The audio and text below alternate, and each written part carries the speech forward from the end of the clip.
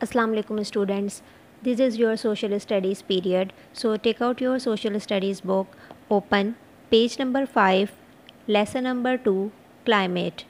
First of all, write CW and date at the top of the page. In this lecture, we will start our new lesson, climate. Let's read the lesson. Put your finger. Climate means the weather conditions in a region over a long period of time. The climate of a place can be very hot as on the equator, very cold as near the poles, or temperate, not too hot or too cold. Climate का मतलब है आबो हवा। एक खित्ते में लंबे अरसे तक मौसम के हालात को हम क्लाइमेट कहते हैं।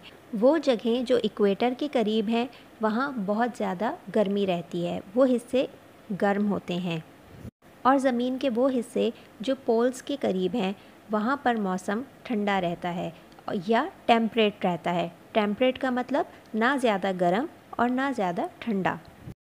The climate can also be very dry or wet, which shows that rainfall is an important feature of the climate.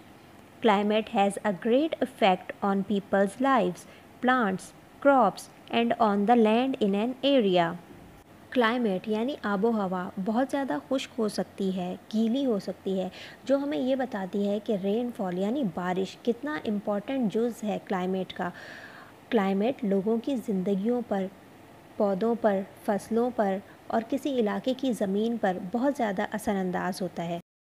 In Pakistan, some areas in Sindh and Balochistan are hot throughout the year. Some places, such as those high up in the Himalayas, are very cold. Pakistan में कुछ इलाके जो सिंध और बलूचिस्तान में हैं पूरा साल गर्म रहते हैं। कुछ जगहें जो हिमालय में ऊंचाई की तरफ हैं वो बहुत ठंडी हैं। Here are some factors that affect the climate.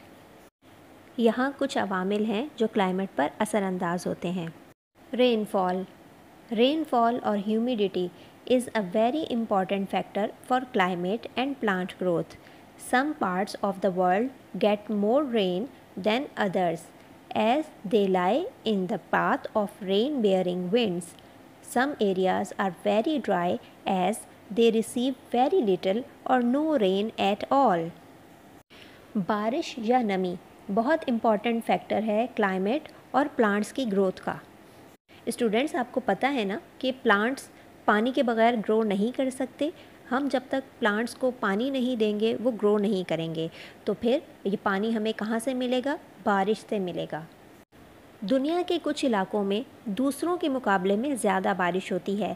उन इलाकों में ज़्यादा बारिश इसलिए होती है क्योंकि वो रेन बियरिंग विंड के रास्ते में आते हैं। रेन बियरिंग विंड वो हवाएं होती हैं जो समंदर की तरफ से लैंड की तरफ चलती हैं और बारिश का बायस बनती हैं, यानी बारिश से चलने वाली हवाएं। कुछ इलाके बहुत खुश्क होते हैं क्योंकि वहाँ बहुत कम बारिश होती है, ये बिल्कुल बारिश नहीं होती। हाइट और altitude. The earth is surrounded by the atmosphere.